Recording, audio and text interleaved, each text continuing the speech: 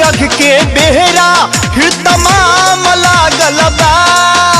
हर साल की भांति इस साल भी छठ पूजा संघ समिति आपका हार्दिक स्वागत करती है और करती ही रहेगी। भइल रख के बेहरा फिर तमाम लागल बा, हो तमाम लागल बा।